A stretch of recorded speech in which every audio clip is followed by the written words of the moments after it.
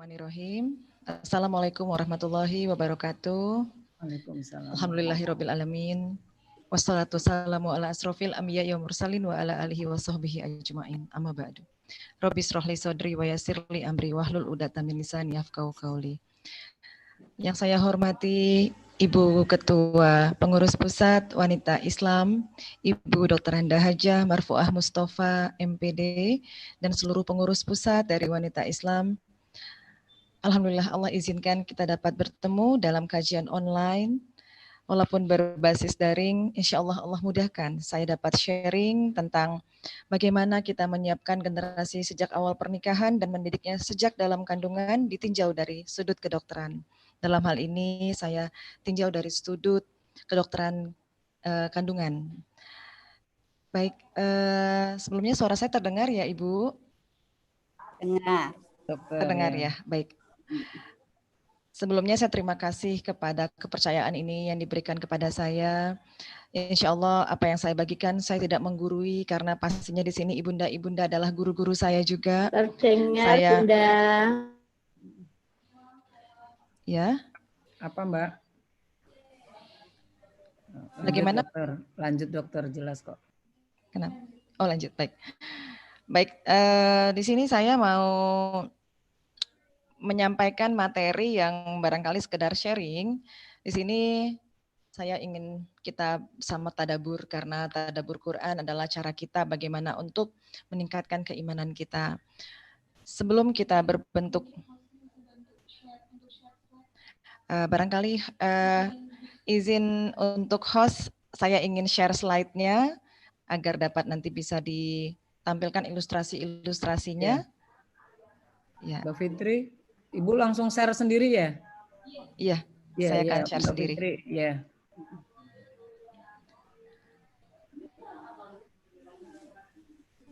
Dokter Meti dikasih co-hostnya Mbak Fitri. Mbak Dewi Bu yang jadi host karena live streaming. Sudah Dewi. Bisa? Sudah, ya, Bu. Sudah Dok. Sudah, ya. Oke. Baik, Bunda. Nah, kita sama-sama tadabbur Quran surat Al-Insan ayat 1 sampai 3. Di mana ayat 1 bismillah artinya, bukankah manusia dihadirkan ke dalam ruang dan waktu ketika sebelumnya ia bukanlah sesuatu yang dapat disebut. Kemudian ayat kedua dan ketiga, sungguh kami telah menciptakan manusia berbahan air, nutfah yang bercampur yang hendak kami uji, sehingga kami jadikan ia mendengar, melihat, sungguh kami perlihatkan kepadanya ketentuan yang tepat, ada yang bersyukur dan ada pula yang mengingkari. Jadi dari Quran surat Al-Insan kita bisa tafakur diri sebelum kita menjadi manusia yang sempurna yang Allah ciptakan sebaik-baiknya bentuk fi ahsani taqwim.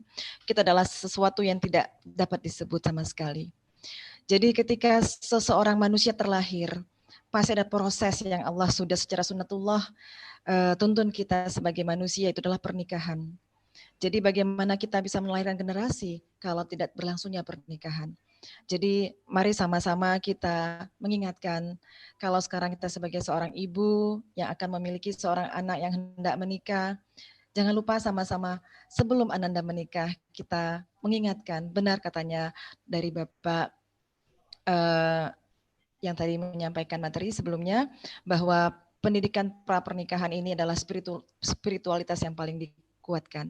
Karena tujuan pernikahan dalam Quran surat At-Tahrim ayat 6, bagaimana Allah berfirman, hai orang-orang yang beriman, peliharalah dirimu dan keluargamu dari api neraka yang bahan bakarnya adalah manusia dan batu. Jadi sebelum hendak menikah, luruskan tujuannya adalah kita ingin, tujuannya adalah untuk selain Allah menciptakan jin dan manusia untuk beribadah adalah ketika kita membangun rumah tangga adalah tujuannya adalah bisa masuk surga bersama dan selamat dari siksa api neraka. Kalau sudah tujuannya ini, insya Allah mau arahnya ke kanan ke kiri, namun tujuannya sudah sama, insya Allah antara pasangan suami istri sama-sama bisa mengendalikan dirinya. Dan hendaknya sebelum kita menikah juga setelah menikah awal kita selalu memanjatkan doa karena lahirnya seorang keturunan di mana Allah sudah mengembankan amanah sebagai khalifah di muka bumi. Dari sejarah etimologi kata khalifah adalah generasi penerus, pewaris, generasi pewaris. Jadi di sini khalifah di muka bumi, apa yang kita dapat wariskan untuk generasi kita selanjutnya, yaitu dalam hal dunia kedokteran yang kita wariskan adalah sesuatu yang sifatnya dari yang kecil adalah gen. Jadi kalau kita berbicara tentang bagaimana kita menyiapkan generasi terbaik dalam yang bisa membela agama ini kelak adalah juga kita harus berkaca dari hal yang paling kecil, yaitu tubuh manusia yang terdiri dari 100 triliun jumlah sel, satu selnya memiliki suatu inti yang mengandung DNA atau gen. Dan Masya Allah, saya di sini sebagai seorang dokter dan juga peneliti berbasis epigenetika dalam disertasi saya, Masya Allah, ternyata bukan hanya faktor jasadiah yang berkontribusi untuk menyiapkan generasi ini menjadi sehat, namun ada faktor yang sifatnya non-jasadiah, yaitu lebih ke sifatnya ruhiyah. Dan ternyata DNA atau gen ini bisa dimodifikasi hanya dengan kita menata kolbu.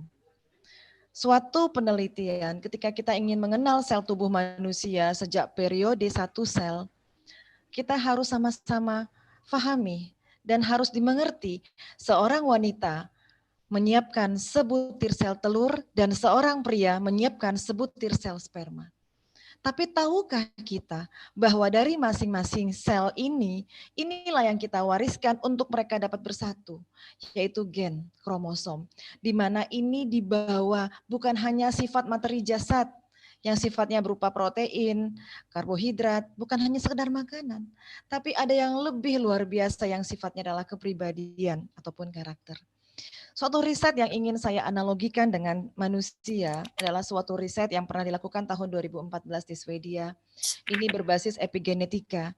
Kita barangkali bisa tafakur sejenak.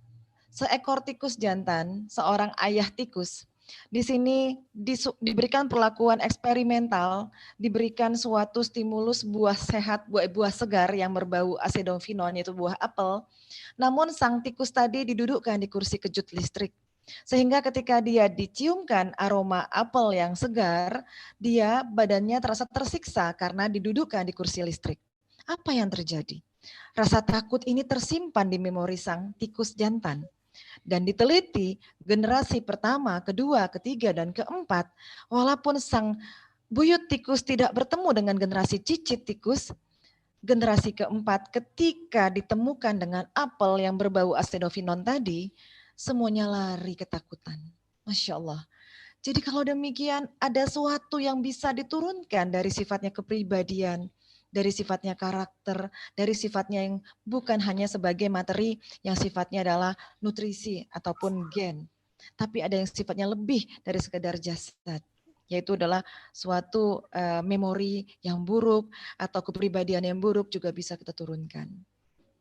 Jadi kalau sudah begini, mari seorang ayah dan ibu ketika hendak menikah, jangan hanya menyiapkan walimatul ursyi yang mewah megah, menghabiskan dana yang banyak.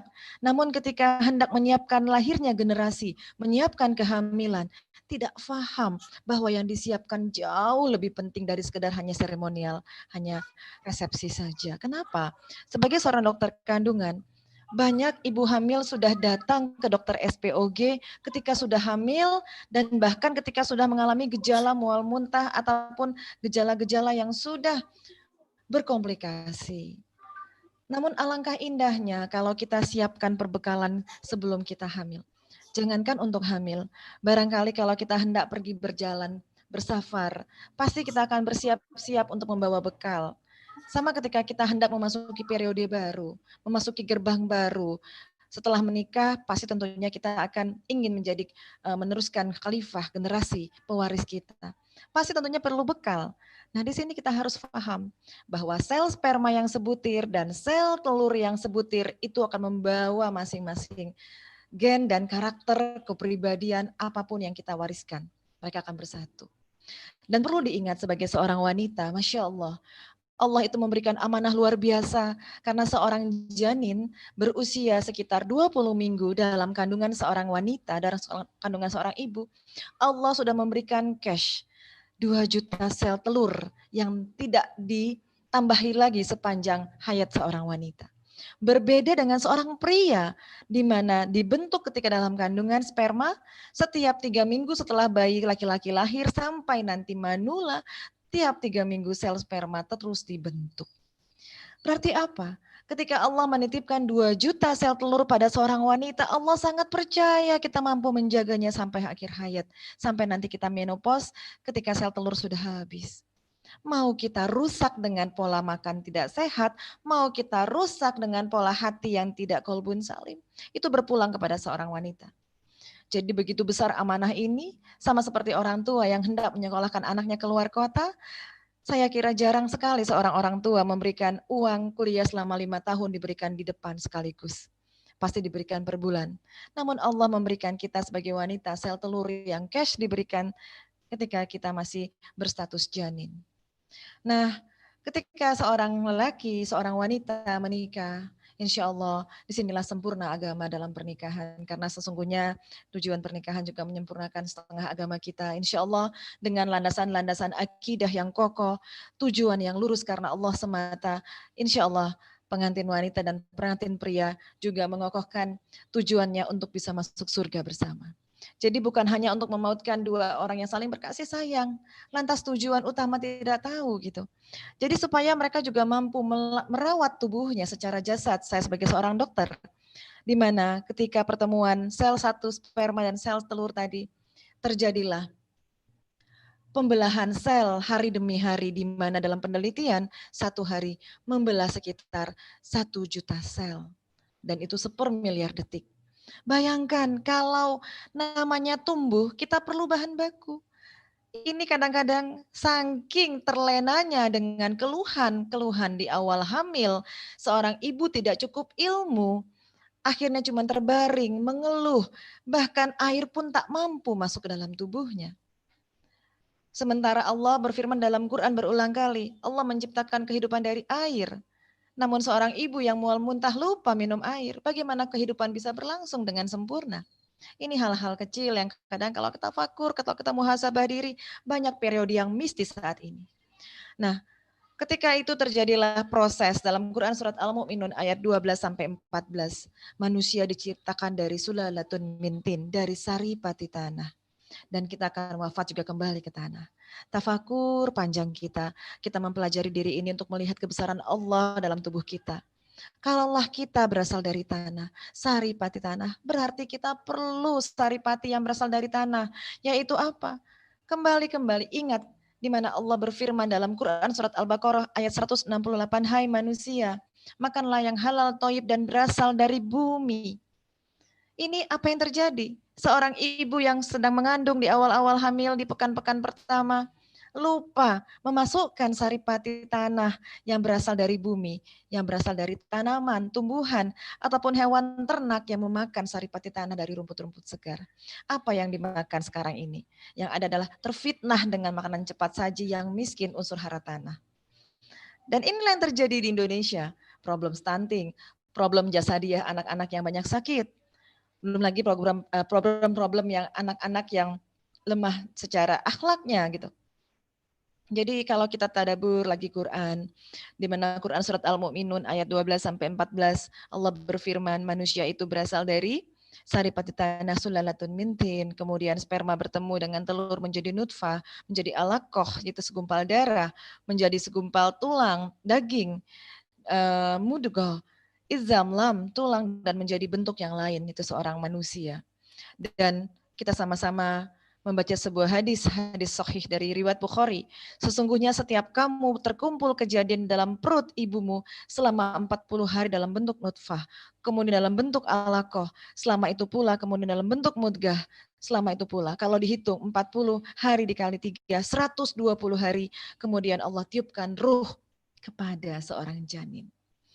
Di sini tafakurlah diri kita sebagai seorang wanita. Kalau kita sudah memiliki anak yang siap menikah, ingatkan anak kita, ibunda, bahwa ketika Allah hendak meniupkan 120 hari ruh kepada jasa dia, kita menyiapkan sebenarnya jasa dia seorang janin, yaitu seorang embrio.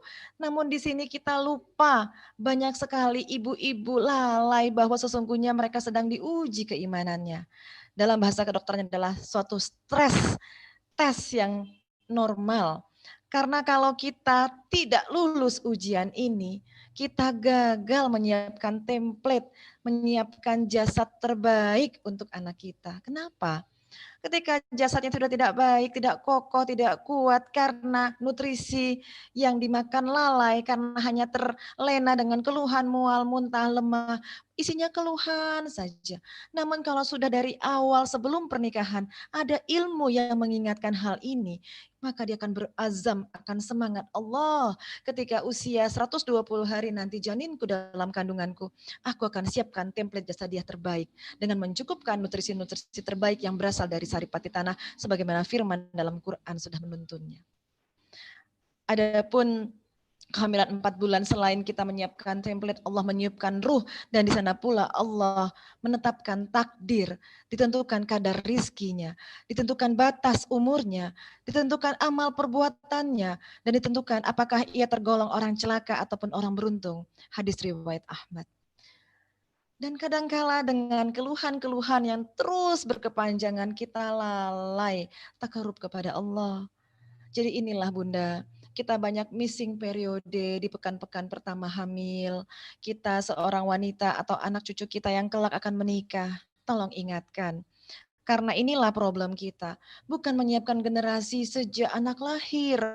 Tapi kalau sudah disiapkan pengetahuan dan ilmu seperti ini, yang saya insya Allah ingin mengkolaboratifkan ilmu ilahiyah dan juga alamiah dan juga berbasis ilmiah ini agar kita semakin kokoh imannya, tauhidnya. Di mana ketika itu kita juga bisa tadabbur Quran surat Ali Imran ayat 35 di mana Ibunda Hana, ibunda dari Ibunda Siti Maryam, ya berdoa, ya Tuhanku, sesungguhnya aku menazarkan kepada Engkau anak yang dalam kandunganku menjadi hamba yang soleh dan berkhidmat. Karena itu terimalah nazarku daripadaku, sesungguhnya Engkau yang maha mendengar lagi maha mengetahui. Ada doa-doa yang dilafazkan dari lisan ibunda yang sedang hamil. Jadi jangan sampai keluhan saja yang dilafazkan. Ada doa, ada zikir, ada fikir yang terus dipautkan seorang ibu yang sedang hendak hamil dan sedang hamil di pekan-pekan pertama yang dipautkan kepada Allah. Karena Masya Allah dalam hadis riwayat Tabrani, wanita yang sedang hamil dan menyusui sampai habis masa menyusuinya seperti pejuang di garis depan fisabilillah. Dan jika ia meninggal di antara waktu tersebut, maka sesungguhnya baginya pahala mati syahid. Masya Allah, kalau sudah begini ganjarannya, insya Allah seorang wanita muslimah yang imannya kokoh, maka ia akan bersemangat ketika hamil muda. Walaupun ada keluhan mual muntah yang memang sudah sunnatullah, dia tetap bisa melawannya, tetap bisa menguatkan semangatnya untuk terus makan, untuk terus bahagia, untuk terus tidak ada menumpuk keluhan-keluhan. Karena betapa periode di dalam hari ke-120 hari dalam Quran surat Al-A'raf ayat 172. Ketauhidan dari janin yang kita kandung, yaitu ruh yang Allah tiupkan sudah diminta syahadahnya, syahadah rububiyah. Di mana seorang janin sudah bersyahadah, bersaksi bahwa Allah, Engkaulah Tuhanku yang Esa. Dan seiring waktu berjalan kehamilan ini, apakah ibu-ibu ingat bahwa barangkali kita bisa melalaikan ketauhidan anak kita karena kita lupa menautkan kolbu kita kepada Allah? Apakah ibu-ibu hamil sudah memanfaatkan panca inderanya? Ketika pagi hari berjemur, memandang matahari, Masya Allah, Rabbana ma khalaqta hadza batila. Ya Allah, matahari bersinar pagi. Begitu vitamin D ini membaluri tubuhku, aku mendapat vitamin untukmu anakku. Ini hal-hal yang bisa kita fikir, kita zikirkan dengan mengagungkan kebesaran Allah. Dengan ini terpautlah ketauhidan seorang ibu dengan anaknya. Karena apa? Allah sudah meniupkan ruh dan menyiapkan pendengaran, penglihatan dan hati. Disinilah ketika eksperimen penelitian ilmiah kedokteran kandungan bahwa janin berusia 16 minggu, Masya Allah, sudah berfungsi pendengaran yang pertama kali. Namun yang dilihat sekarang fenomenanya apa? Saya sebagai dokter kandungan ketika datang berkunjung seorang wanita hanya isinya keluhan. Mual, pegel, linu, pengen marah, gak mau bangun, subuhnya susah, berjemur boro-boro, sulit banget. Nah ini yang terjadi missing periode tadi. Jangankan dia hendak menang matahari, melihat kebesaran Allah, bagaimana dia bisa memulai untuk membaca Quran, bahkan mengangkat badannya saja sudah berat. Ternyata apa yang di sini salah? Tubuh manusia itu punya suatu mekanisme kompensasi. Kalau sesuatu itu kurang, maka akan terjadi feedback mekanisme, umpan balik. Contohnya begini, kalau kita sering buang air kecil atau berkeringat, maka kita akan merasa dehidrasi, jantung menjadi deg-degan, kita menjadi lunglai, kita menjadi tidak bersemangat. Artinya apa? Tubuh sudah kehilangan cairan dan elektrolit, kita diminta untuk minum. Jadi sebenarnya ketika tubuh sudah sempoyongan, ketika tubuh sudah merasa lemah, jangan lalai dengan kelemahan, namun asuplah untuk mengganti kekurangan tersebut. Apa itu? Sesuatu yang berasal dari saripati tanah. Masya Allah. Dalam dunia medis kedokteran, bahkan dalam ilmu gizi, kita mengenal yang disebut makronutrien dan mikronutrien. Kita mengenal karbohidrat, kita mengenal protein, kita mengenal lemak, dan kita mengenal vitamin dan mineral. Bahkan makanan-makanan sunnah Rasulullah sudah contohkan. Umatku yang memakan 7 butir kurma ajwa di pagi hari, maka akan terhindar dari sihir dan juga akan terhindar dari racun dan tercegah dari kelaparan. Apakah ibu hamil sudah makan kurma di pagi hari? Belum tentu. Masih jauh dari tuntunan. Yang ada kita cuma tercekoki dengan ilmu minum asam folat dari tablet yang hanya kecil. Coba kalau setiap muslimah yang sudah ingin hamil atau sedang hamil, dia sudah menyetok kurma setiap pagi. Masya Allah, selain dapat pahala, menjalankan sunnah, juga dampaknya kita mencukupkan kebutuhan glukosa dan mencukupkan kalori dan energi kita. Kemudian apa lagi? Itu adalah suatu gula untuk tenaga kita. Kemudian ibu hamil, sudahkah minum madu? Bukankah madu juga salah satu upaya penyembuhan? Rasulullah pernah bersabda, penyembuhan ada 3, hijamah, minum madu, dan kai, namun aku melarang umatku untuk kai. Sudahkah ibu hamil melakukan hijamah? Kadangkala protes, dok bahaya nggak nanti hijamah, saya keguguran? Insya Allah, apapun yang menjadi sunnah, apapun yang sudah menjadi pesannya Rasulullah pasti benar. Namun dilakukan dengan cara-cara yang baik oleh tenaga-tenaga praktisi pembekam yang baik juga. Dan jangan khawatir dengan madu, asal madunya asli. Ini mencukupkan asam amino protein yang esensial untuk kebutuhan sel tubuh seorang wanita hamil. Ini kadangkala seorang wanita muslimah pun tak pernah minum madu. Bagaimana sel tubuhnya bisa berkecukupan untuk bisa performance? Kemudian apalagi setelah kita mencukupkan protein dan karbohidrat? Lemak. Yang ada kita hanya makan gorengan, padahal salah. Minyak-minyak yang teroksidasi dengan pengolahan berulang-ulang sangat tidak baik karena menimbulkan lemak yang teroksidasi dan menggumpal menjadi kolesterol yang tidak baik. Kita lupa bahwa ada minyak yang berasal dari pohon yang diberkahi, itu minyak zaitun. Lagi-lagi lalai seorang muslimah untuk konsumsi minyak zaitun. Masya Allah, kalaulah kita hanya tersempal dengan kedokteran barat, kita hanya dicekokin dengan industri tablet, suplemen. Padahal begitu Mega Biodiversity Indonesia, kita mudah mendapatkan kurma insya Allah. Kita bisa mendapatkan extra virgin oil, kita bisa mendapatkan madu yang asli. Jadi setelah kita menyiapkan template dengan bahan-bahan baku yang merupakan produk makanan yang sunnah, insya Allah janin kita akan kuat, optimal pertumbuhannya. Bayangkan setiap detik membelah sel untuk menjadi jutaan dan triliunan sel, pasti perlu bahan baku yang terbaik. Ibu, setelah itu Allah tiupkan ruh. Dan terus kita sambungkan ketauhidan dan janin kita kepada Allah dengan senantiasa berzikir, melaksanakan sholat, baik itu rawatib, baik itu sholat fardu, kita juga melakukan baca Quran. Karena apa? Tadi pendengaran sudah diberikan Allah pada usia 16 minggu. Dengarkanlah yang baik. Otak kita menyimpan memori lebih dari data gigabyte. Kalau sekarang kita punya exobyte, otak ini bisa menyimpan memori bereksobyte lebih luas lagi. Kenapa? Kita tidak menyimpankan memori terbaik. Jangan isi memori anak kita dengan mendengarkan, keluhan kita. Mendengar suara kasar kita. Nauzubillah, bentakan seorang ibu. Tapi dengarkan ketika kita membaca kalamullah, karena sebaik-baiknya bacaan adalah bacaan Quran. Karena begitu ini yang disimpan di otak anak, maka ketika seorang janin dan terlahir bayi, inilah yang akan terus diingat dalam kecerdasan seorang bayi. Quran, Quran, dan Quran lagi. Perintah-perintah Allah. Di mana kita baca surat Quran, surat An-Nahl ayat 78, dan Allah mengeluarkan kamu dari perut ibumu dalam keadaan tidak mengetahui sesuatu apapun. Dia memberi kamu pendengaran, penglihatan, dan hati. Dan agar kamu bersyukur. Kembali lagi pendengaran. Dan Rasulullah juga ditalaki bacaan Quran oleh malaikat Jibril juga dari pendengaran. Karena Rasulullah tidak bisa membaca.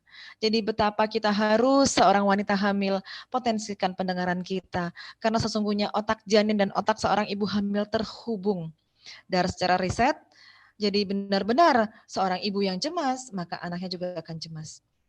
Riset ilmiah sudah banyak memaparkan demikian. Jadi Allah menautkan manusia dengan takarub kepada Allah dengan potensi sensorik atau panca indera. Pertama, dengarkanlah Al-Quran. Kedua, pandanglah sesuatu yang menautkan terhadap kebesaran Allah di muka bumi ini.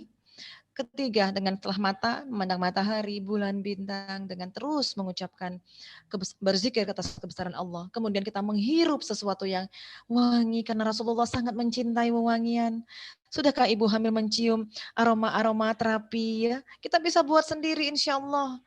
Namun kadang-kala kita lupa menciumkan wangi-wangian dalam rumah barangkali. Kemudian balur sesuatu yang sehat. Jangan hanya kita membalur sesuatu yang sifatnya sintetik. Lumuri minyak zaitun ke permukaan tubuh gitu. Lumurin sesuatu yang sifatnya lebih alamiah untuk merawat kesehatan. Kemudian sentuhkanlah sentuhan-sentuhan lembut, baik sentuhan seorang ayah kepada istri, elusan tangan seorang ayah dan ibu kepada perut ibu yang sedang hamil. Masya Allah, ini akan mengantarkan impuls-impuls sensorik yang akan direkam ke dalam otak seorang ibu hamil. Dan yang terakhir adalah bagaimana lidah Allah ciptakan mempunyai indera perasa. Ada indera perasa manis, asin, asam, pahit. Apakah hanya selalu manis yang kita rasakan? Tidak akan seimbang karena Allah sudah juga menyiapkan sesuatu rasa yang pahit. Tidak mengapa ibu hamil sesekali makan yang pahit. Jadi insya Allah kalau dalam batas yang wajar, tidak porsi yang berlebih-lebihan, tidaklah mungkin Allah ciptakan semuanya sia-sia dan untuk menyakiti manusia. Kadang-kala saya ditanya, dok, apakah bahaya makan kunyit dok? Apakah bahaya minum jahe dok? Saya hakul yakin sebagai seorang peneliti, tidak sama sekali. Asal proporsinya juga tidak berlebihan. Madu pun bagus kalau proporsinya sampai seliter sehari diminum juga tidak baik. Jadi gunakan akal, kecerdasan, dan iman bahwa untuk menggunakan atau mengkonsumsi produk natural ciptaan Allah pastilah jauh lebih baik daripada sekedar mengkonsumsi suplemen buatan industri kapitalis. Nah, kalau sudah panca indera dipautkan kepada kebesaran Allah dengan sesuatu yang baik yang ada tuntunannya dari Rasulullah sebagai uswatun hasanah, maka otak seorang ibu akan semakin takarub kepada Allah dan begitu juga otak seorang janin. Masya Allah. Bukan lagi harus mendengarkan musik-musik klasik. Tidak, dengan panca indera ibu saja anak akan semakin cerdas mengenal kebesaran Allah. Nah inilah otak seorang wanita hamil, dia mengalami stress test. Jadi adaptasi tubuh seorang wanita hamil untuk mengakomodir ada janin yang menumpang dalam tubuhnya. Pastilah semua akan lebih melebar. Pertama yang terjadi pelebaran adalah saluran pencernaan. Usus akan mengembang, akan mudah terasa kembung. Tapi tahukah kalau kita ikhlas wahai ibunda, ini disiapkan agar porsi makanan lebih banyak. Walaupun tidak harus makan langsung banyak, sedikit-sedikit tapi lebih sering, karena kita harus mengukur diri. Ada janin yang harus mendapat porsi asupan tambahan selain untuk tubuh kita. Lalu dibuat apa lagi? Pembuluh cairan ekskresi saluran ginjal diperlebar termasuk saluran buang air kecil untuk mengakomodir cukupan asupan air yang harus mendapat air ketuban yang berliter 2-3 liter barangkali dalam kandungan seorang wanita sehingga terjadi kompensasi ibu ingin minum dan sering berkemih. Ini adalah proses adaptasi yang normal wahai ibunda. Kalaulah seorang ibu-ibu sudah dimengerti ilmu seperti ini, maka dia akan ikhlas. Oh, keluhan ini adalah dipersiapkan Allah dengan keluarnya hormon-hormon dari plasenta yang sebelumnya tidak ada di tubuh kita, akan terasa asing. Namun ini semua untuk menyiapkan organ tubuh yang 11 sistem itu siap mengakomodir pertumbuhan janin. Nah, pastinya kita akan merasakan perbedaan. Namun dengan kita mengetahui, kita akan punya kesiapan mental dari mulai mungkin ludah berlebih, produksi liur yang berlebih, ini juga berhubungan dengan hormon. Karena kita diperlukan enzim dari kelenjar air ludah untuk bisa memetabolisme pencernaan makanan dengan lebih baik lagi. Kemudian terasa sesak nafas, pasti karena otot diafragma dada terdorong oleh besarnya rahim sampai ke otot rongga dada. Jadi inilah suatu yang sunnatullah. Kemudian bagaimana sembelit terjadi? Ya pasti karena saluran usus besar ketindih dengan makin membesarnya organ rahim dalam panggul bawah seorang wanita. Payudara semakin kencang. Ini juga pasti karena disiapkan saluran laktasi untuk menyiapkan aliran air susu ibu nantinya ketika kita sudah bersalin. Dan juga terjadinya pelebaran dari pori-pori kulit gitu ya, karena sesungguhnya kulit kita ini terjadi suatu hormon-hormon yang meningkat agar semakin meregang. Karena kalau kulitnya stretch, bagaimana bisa perut itu menggembung sehingga terjadi elastasitas, otomatis pori-porinya terbuka. Dan kalau ibu hamil lupa, mungkin membalur dengan zaitun, minyak-minyak yang hangat, akan mudah masuk angin.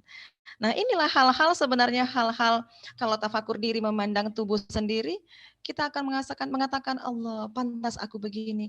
Engkau telah siapkan begitu indah tubuhku untuk dapat membawa seorang generasi, seorang khalifah, penerus generasi di muka bumimu ya Rob. Kuatkan aku ya Allah. Jadi mual dan muntah adalah salah satu hal yang wajar. Namun jangan sampai berlebihan karena ini adalah suatu kalau kelebihan muntah mualnya berarti ada suatu nutrisi yang memang kecolongan di sini. Jadi kalau kita supaya tidak kecolongan, kita siapkan deposito nutrisinya sebelum hamil. Agar nanti ketika hamil, ketika hendak dibagi dua dengan janin, kita tidak tekor dengan tadi tabungan nutrisi sebelumnya. Baik itu tadi karbohidrat, baik itu protein, lemak, vitamin, dan mineral. Vitamin itu meliputi vitamin A, B, C, D. B saja vitamin B1, B2, B3, B6, B9. Ini yang di dalam otak kita hanya tahu ilmunya vitamin asam folat. Tahukah Ibunda bahwa asam folat itu hanyalah vitamin B9? Ada banyak faktor nutrisi lain yang kadang-kadang tidak tercukupi. Jadi ini yang perlu diluruskan. Makan vitamin asam folat 1, apakah mencukupi gula ibu?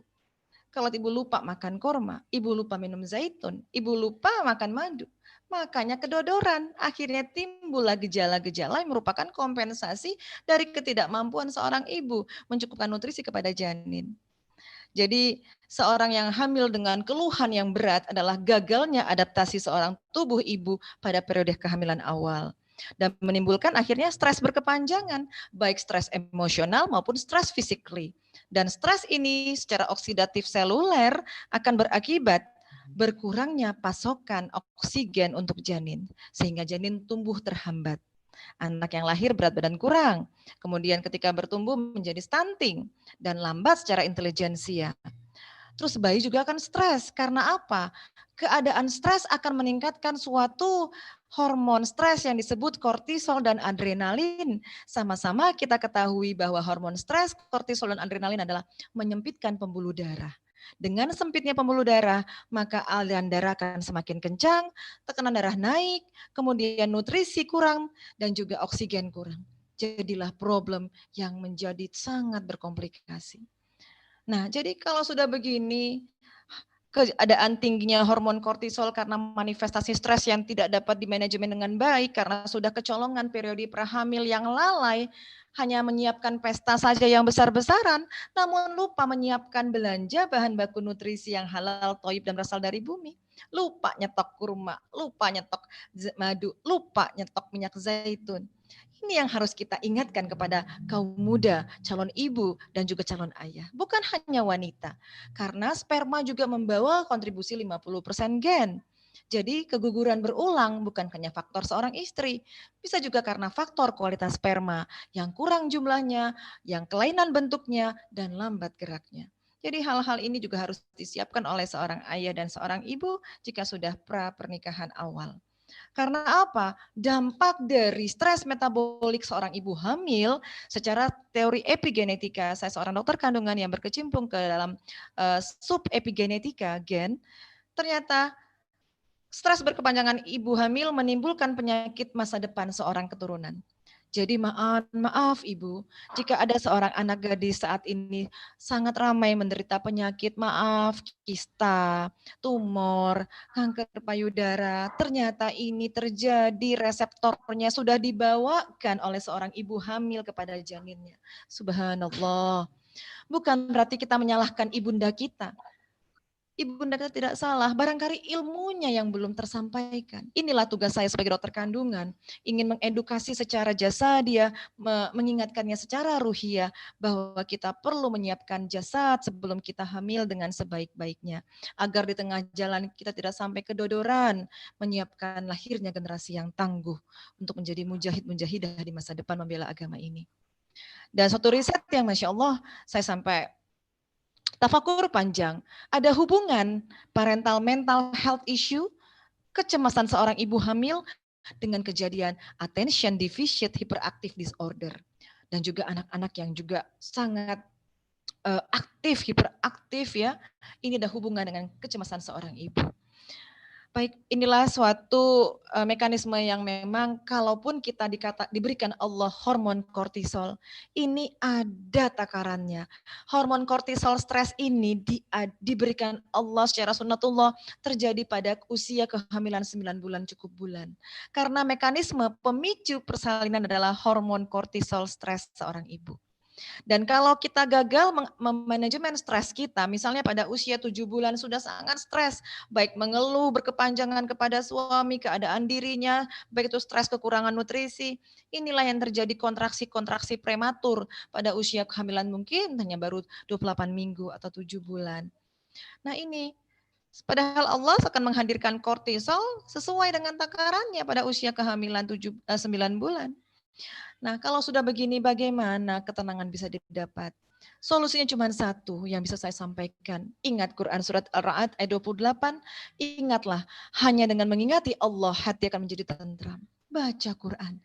Kalau setiap sholat fardu baca 1 ain, tambahkan dosisnya 1 juz sampai kita mendapat ketenangan.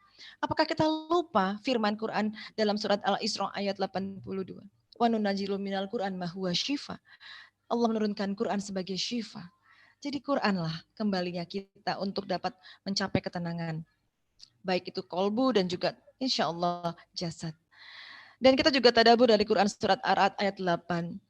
Di sini Allah berfirman, Allah mengetahui apa yang dikandung oleh perempuan dan kandungan rahimnya yang kurang sempurna dan ada yang bertambah. Dan segala sesuatu pada sisinya di kitab Lauh Mahfuz ada ukurannya.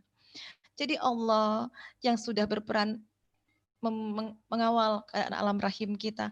Kalau kita berjalan sesuai koridor, sesuai sunnatullah, maka kita akan baik-baik saja. Namun kadangkala kita yang secara fardu ain saja harus melaksanakan sholat subuh. Kadangkala ibu yang terkena dengan keluhan tidak sholat subuh, tidak bangun setelah subuh, tidur berbaring. Suatu gerakan yang hanya berbaring horizontal akan membuat letak anak juga menjadi abnormal. Karena ingat, seorang janin bagian terberatnya adalah kepala janin. Dan ini akan bisa turun ke bawah kalau sang ibu kerap dalam posisi berdiri. Melaksanakan misalnya sholat fardu dalam keadaan berdiri. Namun kadang-kala dengan keluhan kita membuat alibi, aku lemah, aku mau sholat sambil tidur gitu. Jadi akhirnya anaknya menjadi sungsang karena lupa bahwa bagian terberat kepala bayi harus berada dalam keadaan vertikal seorang tubuh bayi. Jadi inilah yang ingin saya ingatkan gitu. Barangkali kita bisa mengingatkan anak atau adik kita yang sedang hamil. Kita sebagai seorang muslimah, tuntunan untuk beribadah kepada Allah itu sangat lengkap. Sholat fardu, sholat rawatib, sholat sunat, duha, tahajud. Kadangkala mohon maaf ibunda, kita sedang difitnah dengan banyak ajaran yang dicampur aduk. Maaf, meditasi dalam kehamilan, yoga dalam kehamilan. Kita seorang muslim, sholat rawatib saja belum tentu kita bisa selesaikan dalam sehari. Ini sudah melakukan kegiatan ritual-ritual yang tidak diajarkan dalam agama kita. Saya bukan ingin menyelisih ilmu-ilmu di luar sana, namun kita pegang teguh saja agama kita. Insya Allah inilah koridor yang terbaik. Kalau kita lurus, Allah akan mengawal kita, akan bersalin sesuai dengan sunnatullah. Dan ingatlah, ketika kita sudah tenang, otak kita menghasilkan hormon-hormon ketenangan, ada hubungan yang Masya Allah luar biasa dengan saluran cerna. Jadi lambung dan usus itu punya nervus vagus sebanyak 5 juta serabut sel saraf yang langsung terhubung dengan otak. Jadi kalau ibu-ibu nutrisinya salah, maka pikirannya pun tidak akan bisa tenang. Jadi tuntunan makanan terbaik bukan ala Dr. Meiti atau siapapun. Tuntunan terbaik adalah tuntunan pola makannya Rasulullah. Rasulullah bangun minum air, minum madu, makan korma, minum habatus sauda, minum minyak zaitun di sore hari. Rasulullah gemar makan buah sebelum makan. Rasulullah benar-benar membuat tuntunan yang terbaik. Ikuti saja itu. Dengan terjaganya saluran cerna keadaan sehat, maka otak kita pun terhubung dengan saraf-saraf dari saluran cerna menghasilkan hormon-hormon ketenangan. Kalau sudah tenang otak seorang wanita hamil, maka tenang pula otak seorang bayi. Dan golden periodnya adalah ketika dalam kandungan, stimulasi otak janin yang sangat luar biasa. Jagalah ketauhidan dari anak cucu kita dengan kita terus takarub kepada Allah selama dalam kehamilan. Jadi dengan kita selalu merasakan hormon-hormon kebahagiaan ya, dengan tenang, ada hormon yang disebut oksitosin. Dan hormon oksitosin ini akan terus meningkat sampai nanti hendak bersalin, membuat kontraksi rahim. Jangan khawatir ibunda. Hormon oksitosin adalah hormon kasih sayang ya, membuat ketenangan pada bayi. Walaupun sang ibu merasakan mulas gitu ya, ingin melahirkan, tapi sesungguhnya Allah memberikan hormon cinta untuk janin kita. Masya Allah, walaupun kita diperas rahimnya untuk bisa melahirkan anak, namun dengan limpahan oksitosin yang keluar dari dalam otak seorang wanita hamil, membuat hormon kasih sayang itu sampai kepada seorang janin. Dan ini terus dipelihara, semakin seorang janin terus ketika lahir disusui dengan seorang ibunya, maka proses menyusui ini menghasilkan suatu feedback ke dalam otak seorang wanita, terus menghasilkan oksitosin. Jadi jangan sampai dalam frame otak kita hormon oksitosin hanya hormon kontraksi. Tapi hormon oksitosin ini jika sampai ke tubuh bayi, janin, maka bayi akan merasa calm, akan merasa tenang, akan merasa damai. Dan penelitian menjelaskan, riset-riset di negara barat bahkan anak-anak yang terus disusui dan kaya terlimpah oksitosin adalah anak-anak yang sangat minim menderita penyakit gangguan hiperaktif disorder. Jadi dalam Quran kita sudah mendapat pesan wahyu, sudah mendapat pesan dari Allah dalam Quran surat Al-Baqarah ayat 233, perintah menyusui bayi. Para ibu hendaklah menyusukan anaknya selama 2 tahun penuh, menyempurnakan penyusuannya. Masya Allah, kalau sekarang kita banyak mendapatkan anak-anak yang pemarah, mendapat anak-anak yang membangkang, anak-anak yang selalu cemas, anak-anak yang selalu protes, apakah kita lupa? Barangkali kita lupa menjalani perintah Allah untuk menyusuinya selama 2 tahun penuh. Karena apa? Tadi kembali secara riset ilmiah, hormon oksitosin inilah yang membuat ketenangan kepada seorang janin dan bayi yang dilahirkan. Allahu Akbar. Maha benar Allah dengan firman-Nya, Quran sebaik-baiknya pedoman. Sebagai seorang SPOG saya belajar mungkin puluhan ratusan textbook kedokteran barat. Begitu saya membuka Quran dan mengkolaboratifkannya dengan riset-riset ilmiah, hanya air mata yang bisa mengalir. Allah, saya harus bisa menyampaikan ilmu ini ke dalam setiap orang anak-anak yang hendak menikah. Kenapa? Dengan memberikan ilmu seperti ini, insya Allah akan kuat semangatnya untuk menjadi al-ummah madrasatul ula yang mendidik anaknya sejak dalam kandungan. Dan ASI, kita harus luruskan niat memberikan ASI dalam Quran, sebagaimana suatu hadis sahih dari Amr bin Abdullah, seorang sahabat Rasulullah pernah berkata kepada istri yang menyusui bayinya, janganlah engkau menyusui anakmu seperti hewan yang menyusui anaknya hanya karena didorong kasih sayang saja. Jadi seorang ibu bukan hanya kasih sayang saja Bunda, tapi susuilah dengan mengharap pahala dari Allah agar ia hidup melalui susuanmu, mudah-mudahan ia kelak akan bertauhid kepada Allah. Kembali lagi tauhid di sini. Jadi niatkan menyusui Allah, aku menyusui karena engkau akan ganjar pahala Allah. Ya Allah, masalah kasih sayang nanti Allah yang akan hadirkan Ibu. Karena sesungguhnya secara otomatisasi tubuh kita sudah mengalirkan hormon oksitosin kepada janin dan anak kita tadi.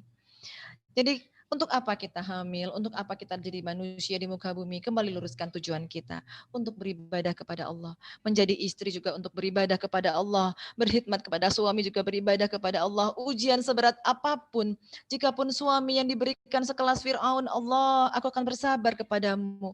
Bukankah dalam Quran surat Az-Zumar ayat 10 bahwa sabar diganjar dengan bigoiri hisab, pahala yang tak terbatas dari sisi Allah? Kalau kita sudah ingat kembali ayat ini, Allah, aku ridho ya Allah, ujian apapun, pasti karena aku mampu. La yukallifullahu nafsan illa wus'aha. Allah tidak akan membebani di luar kemampuan kita. Kalau sudah seperti ini, akidah tauhid seorang wanita, bagaimana kita belajar dari kisah-kisah, dari ibrah, dari para ummahatul mukminun. Ibunda Siti Hajar ditinggal Nabi Ibrahim di lembah Jurhum. Tidak ada seorang manusia pun di sana. Kemudian Siti Hajar dengan Nabi Ismail yang bayi, tidak ada makanan, bahkan air pun tak ada. Tapi selama belasan tahun, 13 tahun Nabi Ibrahim tidak pernah mengunjungi. Belum ada satu kisah pun yang pernah menceritakan bahwa Ibunda Siti Hajar mengeluh. Allah, izinkan kami para wanita di akhir zaman bisa mengambil ibroh dari para ummahatul mukminun. Ibunda Siti Khadijah juga demikian. Bagaimana Rasulullah mensyiarkan agama ini didampingi seorang wanita yang darinya lah anak cucu keturunan Rasulullah terlahir. Masya Allah, kita memang banyak mengeluh seorang wanita. Jadi jangan sampai kita hanya mengeluh mengikuti hawa nafsu kita saja karena lupa bersyukur terhadap Allah, terhadap segala nikmat yang sangat banyak sebenarnya sudah diterima.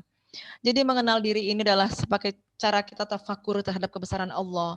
Dalam Quran surat Al-Fusilat ayat 53, kami akan memperlihatkan kepada mereka tanda-tanda kekuasaan kami di alam, di segenap penjuru, dan pada diri mereka sendiri, sehingga jelaslah bahwa bagi mereka bahwa Al-Quran itu adalah benar, tidak cukupkah bagi kamu bahwa Tuhan menjadi saksi atas segala sesuatu.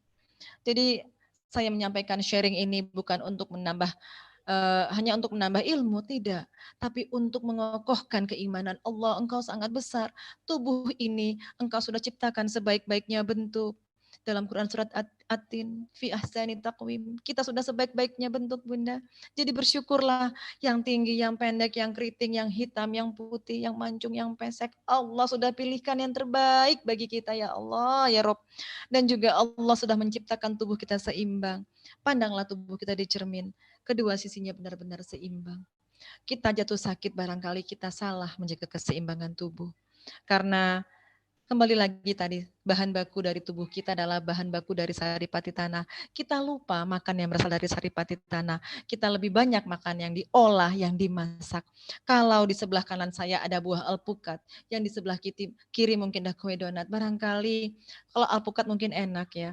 Yang di sebelah kanan saya mungkin ada jahe. Barangkali ini dipilih kue donat. Padahal secara akal dan iman, pandanglah dua produk makanan ini. Yang satu hanya modalkan biji atau rimpang tumbuh atas izin Allah dengan bantuan air hujan. Sementara donat diolah dengan hanya kemampuan ilmu manusia. Pasti yang sempurna ciptaan Allah. Namun kita lebih banyak mungkin saat ini memilih produk yang diolah manusia dengan berlebih-lebihan. Jadi ini yang membuat sel tubuh kita tidak dicukupi secara fitrah. Sehingga kita lupa bahwa setiap hari sel tubuh kita harus berganti. Allah membuat tubuh kita seimbang, Allah menciptakan sel kulit setiap 3 minggu harus luruh dan tumbuh lagi sel kulit baru. Kalau tidak ada pergantian, barangkali kulit saya sudah menjadi manusia akar, barangkali bulu mata saya sudah panjang, tapi Allah ganti menjadi suatu proses regeneratif. Dan tahukah kita bahwa setiap hari sel tubuh kita berganti sebanyak 50 sampai 70 miliar sel. Bayangkan Bu, kalau hari ini saya mandi, kulit saya luruh, masuk ke dalam saluran air sampai ke got, barangkali langsung masuk ke dalam tanah, di sana ada pohon pisang, diserap lagi saripati tanah di bawah pisang. Lalu pisangnya panen, kita makan lagi pisang. Sesungguhnya inilah terjadi daur kehidupan di muka bumi. Ya, jadi benar-benar kalau kita tafakur alam, tadabur alam, tafakur diri, kita akan semakin jatuh cinta Allah. Maha besar Engkau dengan segala ciptaanmu ya Rob yang begitu sangat sempurna. Nah, kembali lagi, manusia sangat berlebihan sekarang. Kita bisa lihat slide apa yang kita makan sekarang. Bisa dilihat di sini bahwa sesungguhnya tadi makanan-makanan yang sudah dicontohkan Rasulullah, madu mengandung 20 asam amino. Dan tahukah kita Ibu, kalaupun kita makan madu seumur hidup saja, DNA kita adalah tersusun dari asam amino. Tapi barang siapa umat Islam yang jarang makan madu, maka kebutuhan selnya pun tidak tercukupi. Jadi benarlah bahwa madu juga sebagai pengobat dari segala penyakit. Dan juga habatus sauda juga merupakan obat segala penyakit karena dalam kandungan habatus sauda mengandung vitamin dan mineral yang sangat lengkap. Kemudian kita memandanglah kenapa manusia sangat berlebih-lebihan sekarang karena hanya ingin mencukupkan hawa nafsu di lidahnya saja. Tidak tahu dan tidak paham apa yang dibutuhkan oleh selnya. Apa yang terjadi fenomena penyakit saat ini. Indonesia penyakit jantung dan pembuluh darah termasuk stroke nomor 1. Kemudian penyakit kanker. Kemudian penyakit diabetes melitus. Kemudian penyakit lain-lain dan kecelakaan lalu lintas yang paling kecil, Bu. Berarti apa? Penyakit ini dibuat atas ketidaktahuan, ketidakcukupan ilmu kita untuk mencukupi kebutuhan sel tubuh kita yang 100 triliun. Jika ingin menjadi khalifah pemimpin di muka bumi, sebelum memimpin umat yang banyak, pimpinlah 100 sel tubuh kita dengan tuntunan yang sebaik-baiknya. Jadi dengan begini saya ingin memotivasi dengan suatu kurikulum Islamic Integrative Medicine. Di sini ada satu lingkaran yang saya susun bahwa me itu artinya adalah saya. Jadi seorang ibu sudah harus menjadi dokter bagi dirinya sendiri dan keluarganya. Dengan motivasi yang kuat, maka dia akan menjadi self-care, dapat menjaga dirinya secara mandiri. Kemudian kami sebagai tenaga kesehatan profesional care hanya sebagai fasilitator, bukan kami yang menentukan sehat dan tidaknya seorang wanita atau seorang manusia, tapi motivasi yang berasal dari tubuh sendiri. Sehingga apa? Terjadilah suatu keadaan sehat yang holistik. Jadi kembalilah kepada self-care, mengetahui bahwa aku harus menjaga amanah tubuh ini ya Allah, agar aku mampu beribadah sebaik-baiknya. Karena tujuanku ada di muka bumi untuk beribadah kepadamu. Jadi Islam sudah punya tuntunan. Ketika kita sudah berislam, sudah bersyahadah rububiyah dalam kandungan ibu kita, itulah suatu template body kita sebagai muslim yang berislam secara kafah. Kemudian iman kita, terus kita takarubkan kepada Allah agar semakin kokoh. Dengan iman yang kokoh, maka kita akan menjadi manusia yang ihsan, yang akan menjadi seorang manusia yang benar-benar berbuat semuanya kepada tujuannya Allah Ta'ala. Jadi manifestasi dari ini adalah tauhid. Ketika manusia sudah menjadi Islam, terus beriman dan menjadi orang yang ihsan, ingatlah ketika kita tadabbur Quran surat Ibrahim ayat 24 dan 25. Tidakkah kamu perhatikan bagaimana Allah telah membuat perumpamaan kalimat yang baik seperti pohon yang baik? Akarnya teguh dan cabangnya menjulang ke langit. Pohon itu memberikan buah pada setiap musim dengan izin Tuhannya. Dan Allah membuat perumpamaan itu untuk manusia agar mereka ingat. Akidah adalah ketauhidan kita sebagai muslimah atau muslim yang harus kokoh seperti akar. Tidak perlu tampak oleh orang lain. Sebagaimana kita melihat akar pohon yang tak perlu tampak. Tapi yakinlah, pohon yang kokoh, buah yang rindang dan banyak, pasti akarnya akan kokoh di bawah tanah. Karena apa? Ketika akar yang kokoh akan melahirkan batang juga yang kokoh. Batang ibadah.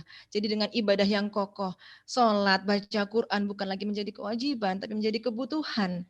Jadi setelah ini akan terlahirlah batang, rindang, ranting-ranting yang banyak dan juga buah-buah yang lebat karena dari kokohnya tauhid, dari kokohnya ibadah itu merupakan tiang tadi ya, dan akan menghasilkan buah yang merupakan akhlak. Seorang akhlak ibu yang baik akan menghasilkan akhlak anak yang baik, itu pasti. Karena dari riset saja sudah dibuktikan bahwa ibu yang cemas melahirkan anak yang cemas. Jadi ayo kembali ke akar dari suatu studi integratif medicine dan functional medicine yang saya adaptasi dari tahun 2015 walaupun dari dunia barat. Di sini kita diingatkan bagaimana akar tadi kita menjaga kesehatan. Kenalilah Bu, kapan tidur dan kapan relaksasi, sleep dan relaksasi. Tidur dan bangun. Quran sudah mencontohkan bagaimana tadabur siang dan malam, siang untuk beraktivitas, malam untuk tidur. Jangan sampai kita siang untuk tidur, malam untuk beraktivitas, sudah tidak fitrah lagi. Maka tubuh menjadi tidak seimbang. Kemudian exercise atau movement. Jangan sampai kita yang lagi mataharinya sedang bersinar terang, disuruh berjemur dan olahraga, malah kita tidur, malah malam harinya olahraga. Ini juga tidak fitrah dan akan berdampak pada kesehatan tubuh yang salah. Kemudian nutrition dan hydration. Nutrisi adalah makanan. Pilihlah makanan yang halal, toib, dan berasal dari bumi, dan cukuplah dengan minum air yang memang benar-benar air yang baik. Bukan air dari botol kemasan tentunya. Kemudian manajemen stres yang baik, bagaimana kita Kalau mendapat suatu ujian, anggaplah ini untuk ujian naik kelas keimanan. Kita syukur saja, kita sabar saja. Insya Allah, Allah akan membukakan jalan keluar bagi masalah yang kita tengah hadapi. Jalinlah silaturahim, relationship dengan sanak keluarga. Bukankah kita dengan bersilaturahim akan memperpanjang umur, memurahkan rezeki? Kita ingat hadis-hadis sahih lainnya. Dan juga manajemen trauma di masa lalu. Jangan sampai seorang ayah dan ibu punya trauma di masa lalu yang sangat kelam, yang terus teringat, yang terus mengganggu kepribadiannya, sehingga nanti sel telur dan sel sperma juga akan berdampak, diturunkan secara epigenetika, telah diriset menurunkan sampai generasi keempat. Subhanallah. Dan juga kita menjaga mikroorganisme dalam tubuh kita. Kita punya kuman baik yang sangat banyak, bahkan lebih banyak dari sel tubuh kita. Tidak pahamkah kita bahwa sel tubuh kita dihuni, satu sel dijaga oleh 10 kuman baik yang disebut dengan probiotik. Kadangkala kita lupa makan sayur, buah, dan biji. Sesungguhnya budaya makan sayur, buah, dan biji sebelum makan makanan pokok adalah untuk mempertahankan keadaan bakteri baik dalam tubuh. Ingatlah bahwa bakteri baik dalam tubuh adalah menjaga sistem daya tahan tubuh kita yang pertama. Contohnya di pori-pori kulit banyak kuman baik, di bulu hidung, di lubang telinga, di lubang kemaluan, semua dijaga oleh kuman baik. Sebagaimana setiap pintu masuk kompleks juga dijaga oleh security, di tubuh kita juga punya suatu sistem kekebalan di garda terdepan, itu kuman-kuman baik yang harus kita beri makan, karena mereka hanya suka makan yang berasal dari saripati tanah, yaitu sayur, buah, dan biji harus dibudayakan, makanlah sebelum makan makanan pokok. Jadi ini bukan tuntunan dari saya, Rasulullah sudah mencontohkan. Jadi inilah akan berakibat kalau kita sudah mampu mengenal ilmu ini, kita dapat mensinergikan antara mental, emosional, spiritual, dan perilaku dan habit kita.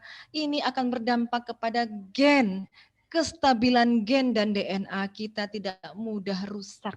Karena sesungguhnya secara teori datangnya penyakit saat ini adalah penyakit kanker adalah mutasi gen. Penyakit apapun karena adanya kelainan pada gen saat ini. Jadi kalau dengan kita mampu memanajemen diri, menjaga ruhiyah, kolbu kita, jasadiah kita, maka kita secara tidak langsung juga menjaga kestabilan dari gen kita. Maka ibu jadilah seperti kita memandang pohon di luar, memandang akar yang bekerja dalam sunyi dan hening tanpa suara, tidak gaduh, melakukan kewajibannya, menjadi kontributor utama kehidupan baru sebuah pohon. Belajarlah dari akar yang tetap bekerja walau tak dipandang mata, yang tetap berbuat walau di tengah sepi, karena ikhlasnya akar adalah sebenar-benarnya pembelajaran.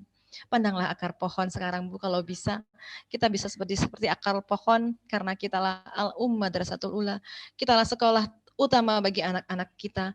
Bila kita mempersiapkan dengan baik, maka kita akan mempersiapkan generasi terbaik. Ya Allah, jika pun nanti Islam ini jaya di zamannya, minimal kita pernah menyiapkannya setitik zahra untuk generasi terbaik. Jadi ingatlah 1000 hari pertama awal kehidupan, dari mulai 280 hari awal kehamilan, sampai nanti anak berusia 2 tahun disusui sempurna, maka 1000 hari inilah periode penting, jangan sampai disia-siakan jika kita ingin membangun generasi. Jadi tips dari saya adalah ketika kita menjalani 1000 hari ini, pertama adalah bagaimana 1000 hari ini kita juga disarankan untuk berkonsultasi dengan ahlinya, karena dalam Islam juga kita disuruh bertanya kepada ahlinya, dalam hal ini adalah bidan, dokter kandungan, untuk berkonsultasi apa yang harus saya lakukan. Kemudian saat melahirkan, kita dikuatkan imannya. Kadangkala ibu yang melahirkan lalai untuk sholat dengan alasan, kan saya sudah berdarah dok, saya kotor. Iya ibu, tapi secara hukum fikih, darah nifas itu keluar setelah bayi lahir. Ini bayi ibu belum lahir, ayo bu istinja, ayo taharoh kembali, berwudu kembali, sholatlah bu menjelang persalinan. Ini yang kadang dilalaikan. Bagaimana Allah mau dekat? Bagaimana Allah mau memudahkan persalinan kalau kita pun lupa mendekatkan diri kepada Allah dengan ibadah fardu yang kita lalaikan. Jangan lupa lanjutkan pemberian ASI sampai 2 tahun, karena secara tidak langsung kita sudah mentransfer hormon kebahagiaan dan ketenangan oksitosin kepada buah hati kita. Jadi tidak ada pemberian orang tua yang paling berharga kepada anaknya daripada pendidikan akhlak mulia. Bukan harta yang kita titipkan kepada anak, tapi akhlak mulia. Sebelum menurunkan akhlak mulia, perbaiki akhlak kita. Bagaimana akhlak baik, kembalilah dengan ibadah yang terus takarub kepada Allah, dan kuatkanlah akidah dan tauhid kita, agar jangan ada ilmu-ilmu yang dapat membuat mengerus akidah kita ini kendor. Baiklah, saya dari komunitas kami pengawal generasi Quran, insya Allah ingin terus bergiat mengawal generasi, terus menjadi generasi Robbani yang menggenggam Quran sebagai pedoman hidup terbaik. Insya Allah semua yang sempurna datangnya dari Allah. Semua yang saya sampaikan, saya tidak berniat menggurui, hanya sekedar sharing sebagai seorang dokter yang ingin terus mentadaburi Quran sebagai sumber ilmu yang ingin bisa disiarkan kepada ummahat. Sebelumnya saya mohon maaf atas segala kekhilafan. Saya sudahi dengan wabillahi taufik wal hidayah. Assalamualaikum warahmatullahi wabarakatuh.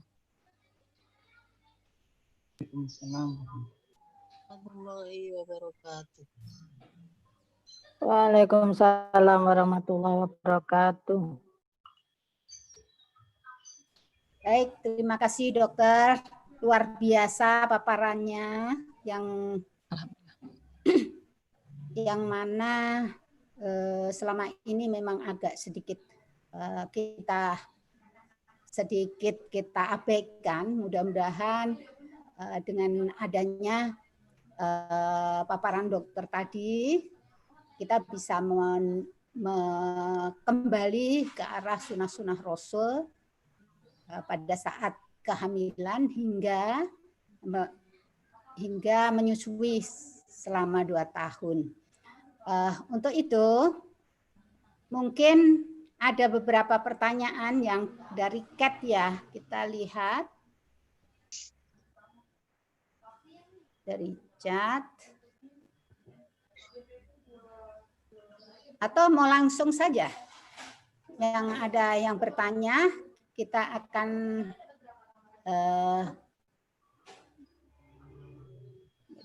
dari ini Dok, Barokallah Dr. Merti luar biasa.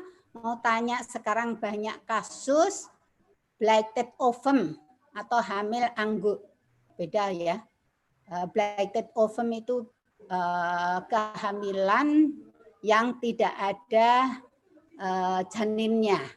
Kalau hamil anggur beda lagi. Hamil anggur mungkin itu hanya hamil, ada kehamilan namun ada beberapa ini. Jadi mungkin banyak kali ada yang blighted ovum maupun hamil anggur.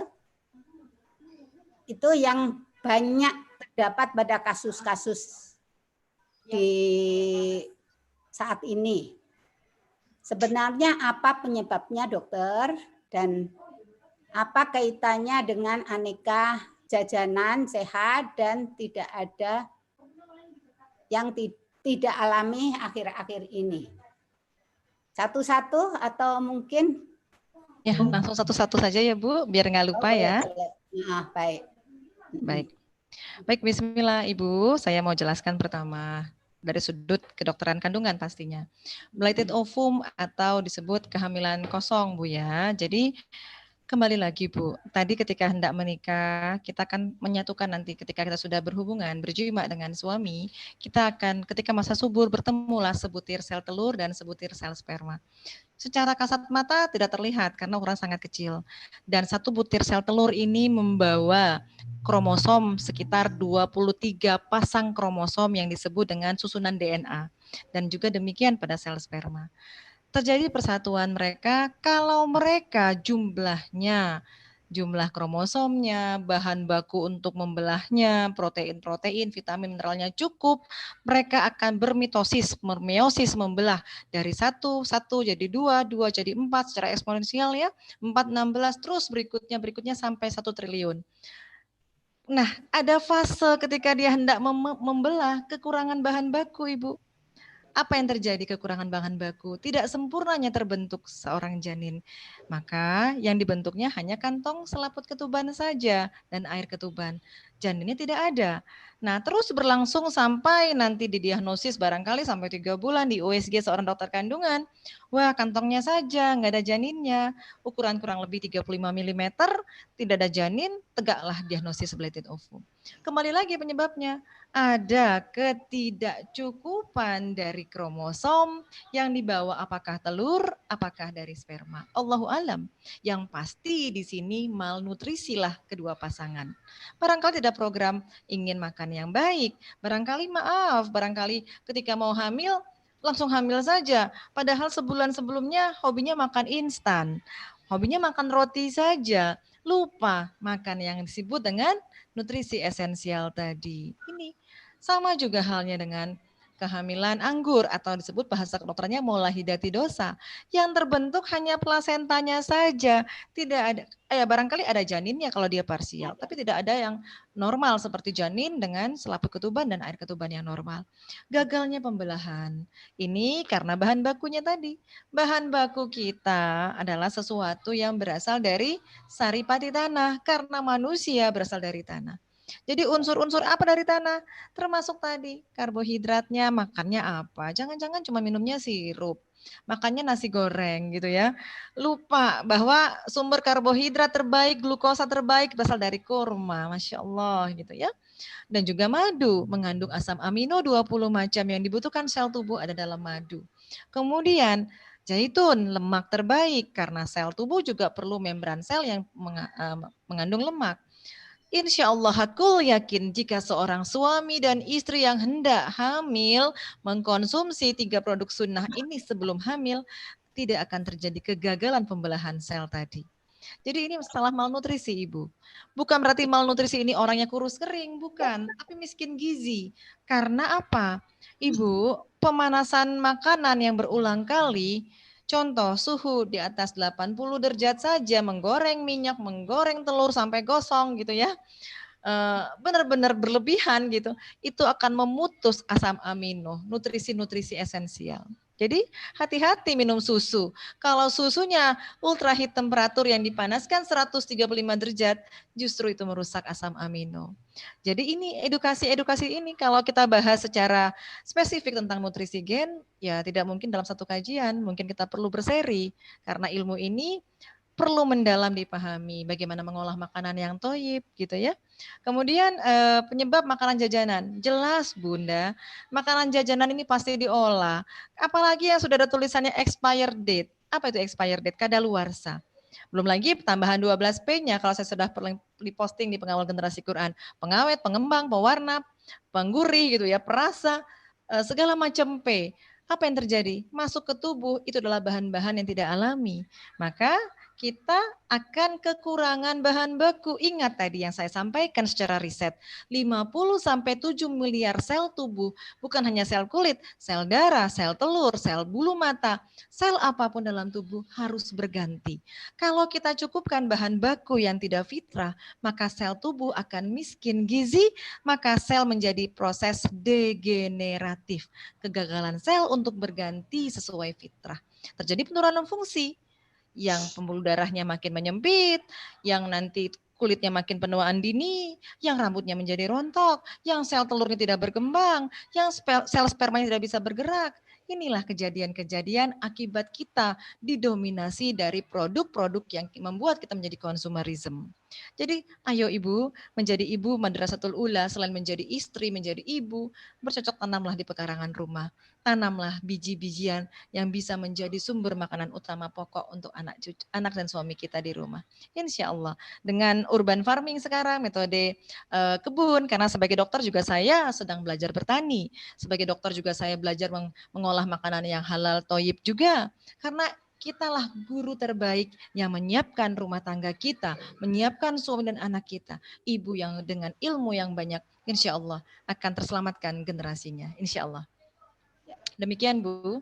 Ya, barusan pertanyaan dari Bu Astuti. Ya, terima kasih Bu Dokter. Terima kasih Bu Ana. Ya, baik. Kemudian ada pertanyaan lagi mungkin dari Ibu Zunaira. Apa penyebab bayi yang meninggal dalam rahim?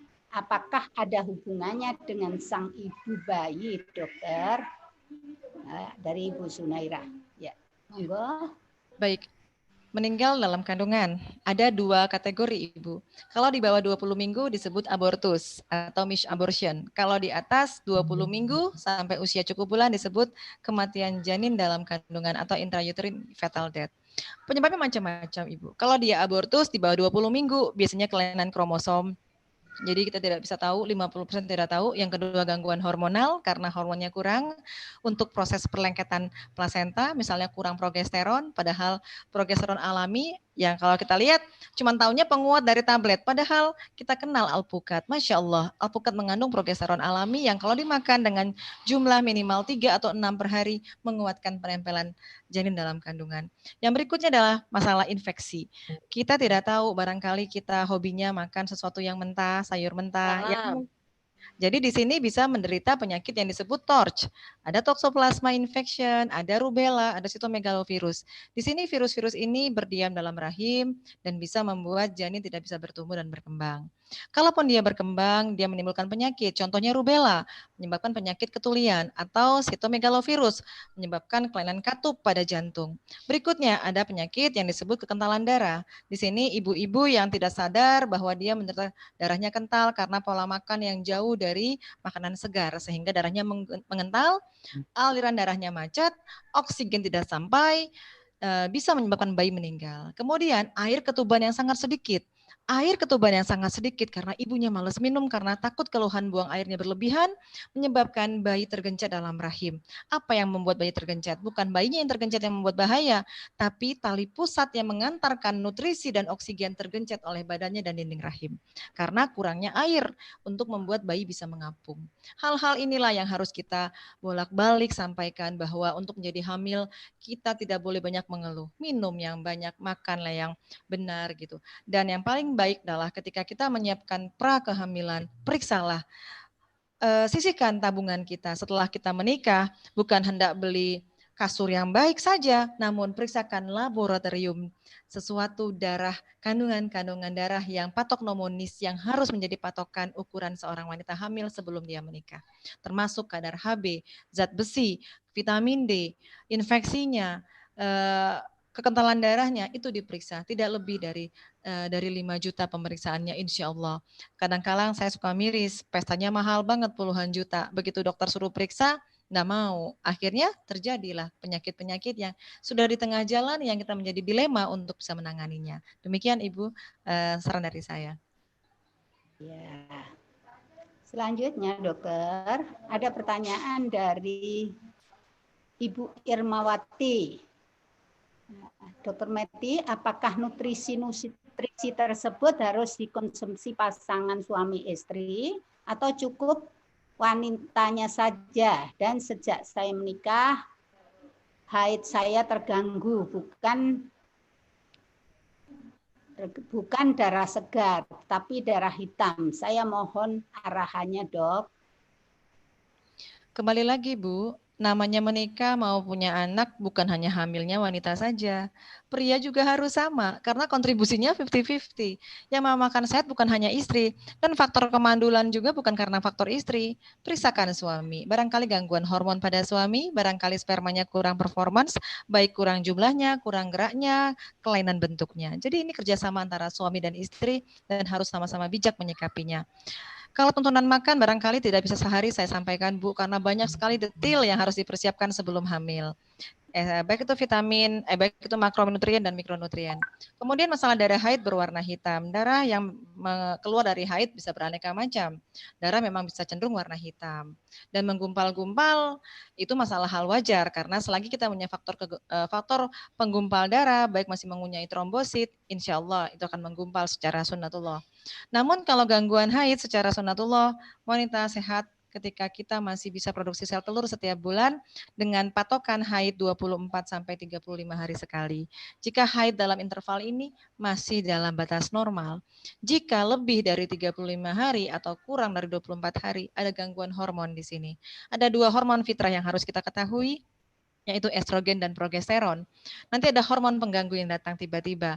Misalkan kita hobinya makan lemak.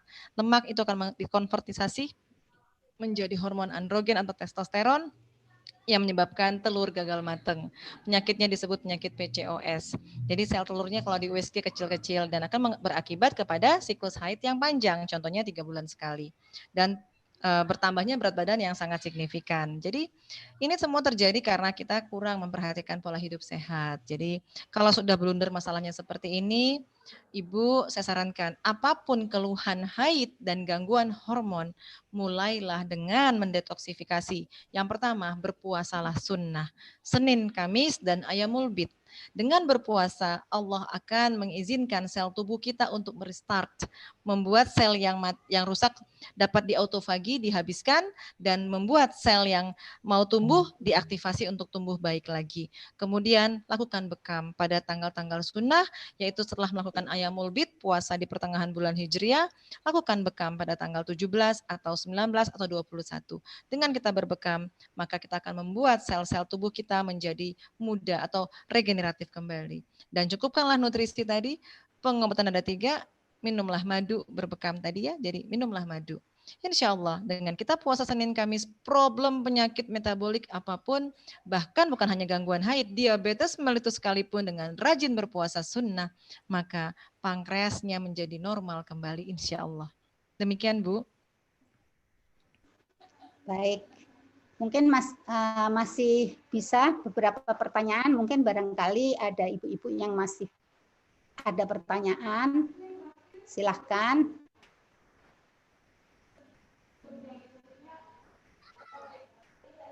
Sudah cukup? Aceh. Ya.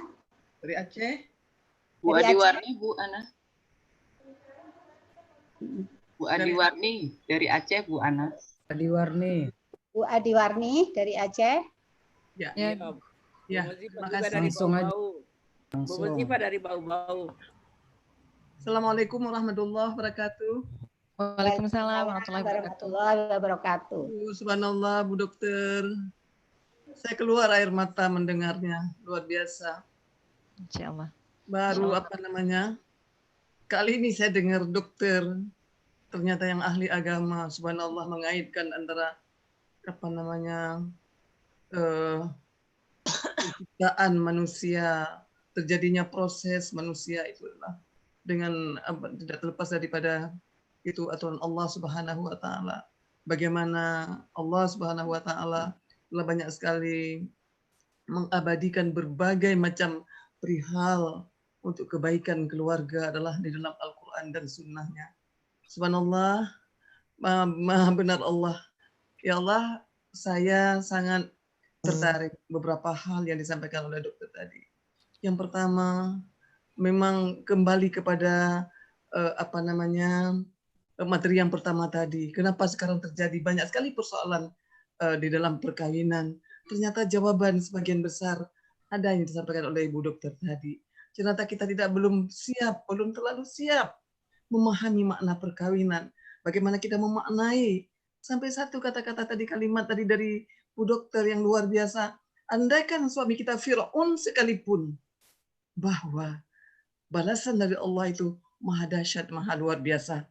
Ini hari ini sudah sangat sulit dipahami oleh keluarga anak-anak kita. Mudah-mudahan kita yang mendengar hari ini menjadi sebuah pembelajaran yang berharga, di mana hal-hal seperti ini perlu kita sampaikan pada generasi-generasi muda kita yang ingin berkeluarga.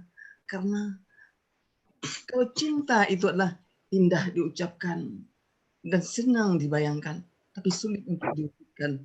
Sebenarnya, kalau cinta ingin diwujudkan, kalau Allah adalah tujuannya, maka itu tidak akan mustahil. Sangat indah dan mudah untuk dibina. Kalau saya menyimak dari paparan Bu Dokter tadi, artinya menjadikan kita menginginkan putra-putri yang baik dan cerdas adalah tidak boleh terlepas dari kita mengaitkan selalu bertopang kepada Allah Subhanahu wa taala. Luar biasa Bu Dokter. Saya berterima kasih sekali. Pertanyaan saya. 1. Berapa umur kehamilan seorang perempuan masih memungkinkan? Kalau di umur 40, masihkah memungkinkan untuk melakukan misalnya proses bayi tabung atau sebagainya? Yang kedua, apakah proses kehamilan ini ditentukan juga oleh berat badan yang berlebihan, misalnya kegemukan, atau kesibukan yang luar biasa? Ada pengaruhkah dari hal ini sehingga sulit untuk hamil? Mungkin demikian Bu Dokter. Terima kasih atas ilmu yang luar biasa pada hari ini. Assalamualaikum warahmatullahi wabarakatuh. Waalaikumsalam. Masya Allah, tabarakallah Ibunda yang di Aceh. Masya Allah. Saya juga, ibu saya berasal dari Aceh, Ibu. Oh ya? Ya, dari Sigli. Tapi saya Satu kampung. Satu kampung. Iya, Masya Allah. Ibunda, jadi saya ingin menjawab. Ya, saya adalah seorang dokter yang bukan langsung sekonyong-konyong bisa mensyiarkan ilmu yang menautkan Al-Quran dengan kesehatan atau ilmiah. Saya juga berasal dari seorang dokter yang dulu sangat mengingkari ilmu-ilmu yang berasal dari Quran. Tapi Allah menempa saya dengan saya hamil 7 kali, kehilangan anak 4 orang dan meninggal dalam kandungan. Dan juga saya sakit bertahun-tahun dengan lumpuh dan juga gagal tidak punya tulang belakang saat ini dengan besi ditopang, dan itulah membuat saya kenal dengan Allah. Jadi ada cara-cara Allah menempa manusia dengan satu kesulitan. Saat itu saya hanya berpikir, Allah, tugasku belum selesai untuk mendidik anak-anak karena anak saya masih kecil-kecil waktu itu. Tapi saya sudah sakit karena saya lalai bahwa Islam sudah menganjurkan untuk perempuan kembalilah ke rumah. Sebagai dokter kandungan saya sangat sibuk di luar rumah. Yang saya kejar hanya duniawi, materi dan berpraktek. Saya lupa tanggung jawab utama saya. Ketika saya membaca hadis, saya menitikan air mata. Seorang wanita ketika berkhidmat kepada melakukan sholat fardu dan berpuasa Ramadan, berkhidmat kepada suaminya, menjaga harta dan kemaluannya, maka ketika kita wafat, masuklah pintu surga dari mana saja. Ya Allah, saya salah waktu itu, saya mendahulukan profesi saya di luar rumah. Ketika itulah Allah memberi hidayah, saya walaupun sudah menderita sakit dan lumpuh dan juga tidak punya tulang karena saya menderita TBC dengan multi drug resisten, saya membuka Quran. Di sana saya melihat wa idza maritu fahuwa yasfin. Apabila aku sakit, Allah menyembuhkan. Allah, aku kejar cintamu Allah, kalau engkau ridha umurku masih ada, tuntunlah hamba Allah. Itulah saya menulis buku yang insya Allah sedang dipublish insya Allah. Saya menulis bagaimana tanaman yang Allah sebutkan dalam Quran. Kenapa manusia jatuh sakit? Karena kita jauh dari apa yang Allah firmankan dari Quran, termasuk pola makannya. Saya belajar memakan makanan yang Allah firmankan. Saya baca jahe, pisang, basil, dari mulai zaitun, dari buah tin, dari madu, semua yang Allah firmankan. Apa yang terjadi? Allah izinkan saya sembuh tanpa sebutir obat pun, Ibu. Jadi itulah yang membuat saya harus gali Quran karena ini pedoman terbaik, baik juga ilmu kedokteran dan kesehatan yang harus saya syiarkan. Untuk kehamilan usia 40, kenapa kita harus ragu? Ibunda Siti Khadijah menikah dengan Rasulullah usia 40 dan melahirkan bagaimana putra-putri Nabi dan juga cucu-cucu Nabi yang meneruskan generasi umat Islam di muka bumi. Jadi saya tidak ragu dan tidak melarang kalau ingin hamil usia apapun. Tapi ukur diri. Karena secara logika dan rasio kita tahu bahwa telur tadi dititipin Allah dalam seorang janin wanita berjumlah 2 juta butir. Telur yang direkrut hari demi hari, bulan demi bulan, pasti direkrut yang paling segar. Sebagaimana kalau kita analogikan dengan perusahaan yang merekrut pegawai, pasti merekrut pegawai yang paling muda dan paling terengginas. Jadi kalau kita tahu bahwa usia kita sudah mulai lanjut, kita akan tersisa telur-telur yang mungkin kurang segar. Bisakah disegarkan? Bisa, insya Allah. Selagi manusia masih hidup, Allah menjamin proses regenerasi atau siklus sel. Cukupkan bahan bakunya. Jadi jangan sampai kita lalai ingin hamil usia tua, tapi makanannya masih belum makanan yang toyib, belum yang kalau halal mungkin insya Allah secara fikih kita paham. Toyib, ya ini yang kadang-kadang kita tersembal dengan budaya-budaya konsumtif atau budaya makanan instan. Akhirnya nutrisi-nutrisi esensial tidak cukup. Sudahlah telurnya kita tahu bahwa tidak sesegar yang usia muda, kurang asupan nutrisi.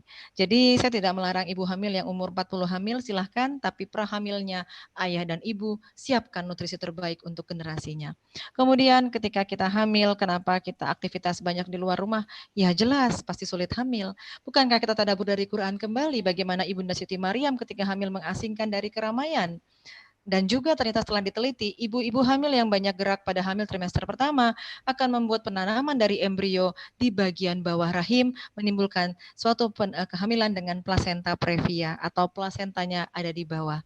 Jadi saran saya jika ingin hamil, ayo semakin banyak berdiam di rumah, batasi aktivitas, jika bekerja mungkin dapat bernegosiasi dengan suami, ibu, sudah berhenti bekerja dari rumah, insya Allah akan mudah masuk surga dari mana saja. Jadi demikian Bu saran saya, jadi jangan khawatir jika ingin hamil usia 40, silahkan saja, ukur diri dengan nutrisi-nutrisi esensial, yang penting bukan hanya seorang istri tapi suami juga demikian.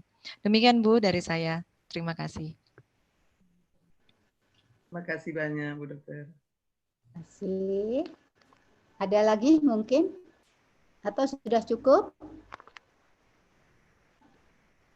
Bu Muzifa. Ya, Assalamualaikum. Assalamualaikum.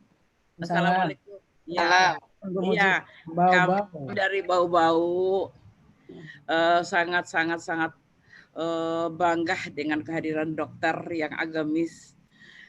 Boleh kita katakan dokter kita ini adalah ustazah kita semua. Jadi kalau boleh materi yang tadi tentunya kalau kita mendengarkannya saja, menyimaknya saja tidak cukup.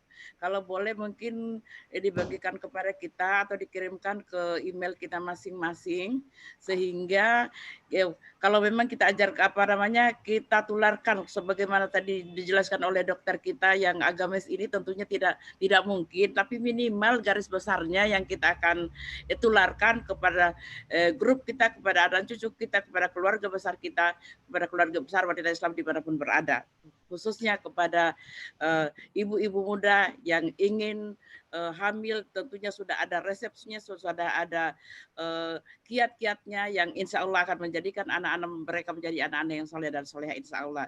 Demikian, terima kasih. Assalamualaikum warahmatullahi wabarakatuh. Waalaikumsalam. Mungkin Bu ini kan dimasukkan di YouTube ya, buat YouTube. Jadi bisa kita sebarkan ke seluruh wilayah Indonesia. Untuk itu luar biasa Dr. Maiti yang telah memberikan paparannya, dan terima kasih pada Dr. Maiti yang telah terima kasih atas waktunya dalam memberikan paparan tadi. Untuk itu mudah-mudahan ke depan kita masih bisa kembali lagi, kita bisa bertemu dengan Dr. Meti, dan saya rasa kesempatan pada hari ini kita cukupkan sekian dulu. Dan billahi taufiq wal hidayah. Wassalamualaikum warahmatullahi wabarakatuh. Waalaikumsalam warahmatullahi wabarakatuh. Mungkin ada closing session dari Bu Dr. Meti mungkin, Bu Ana. Ya, boleh. Mungkin Dr. Meti ada closing session. Ya, baik. Alhamdulillahirabbil alamin. Allahumma faqihu fiddin wa alimna ta'wil, ya Allah. Fakihkan aku dalam agamamu dan mudahkan kami untuk mentakwil esensi dari Quran. Insya Allah kita semua, saya sharing sebagai seorang dokter dan juga seorang peneliti, bukan untuk menggurui. Kita harus berilmu, dengan ilmu kita akan diangkat derajatnya oleh Allah. Dan ilmu terbaik pasti berasal dari Al-Quran dan juga hadis dan sahih dan sunnah. Jadi mari sama-sama kita saling mengingatkan, apapun yang sudah saya sampaikan Bunda, silahkan di-share dari rumah sendiri, RT RW sendiri, lingkungan sendiri. Jadi sesungguhnya ilmu mengawal generasi bukan dikawal setelah lahir, namun ketika seorang anak kita menikah baru pertama kali. Jadi karena inilah yang harus dikuatkan akidahnya. Dengan akidah yang kuat, maka keluhan apapun yang melanda akan dapat dilalui dengan keadaan yang sabar dan bersyukur insya Allah.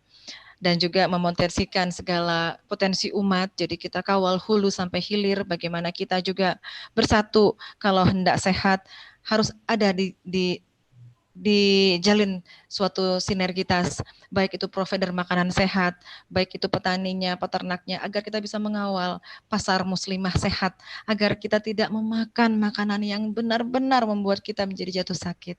Demikian Bunda dari saya, semoga apa yang disampaikan dapat di-sharekan seluas-luasnya kepada para umahat. Wabillahi taufik walhidayah. Assalamualaikum warahmatullahi wabarakatuh.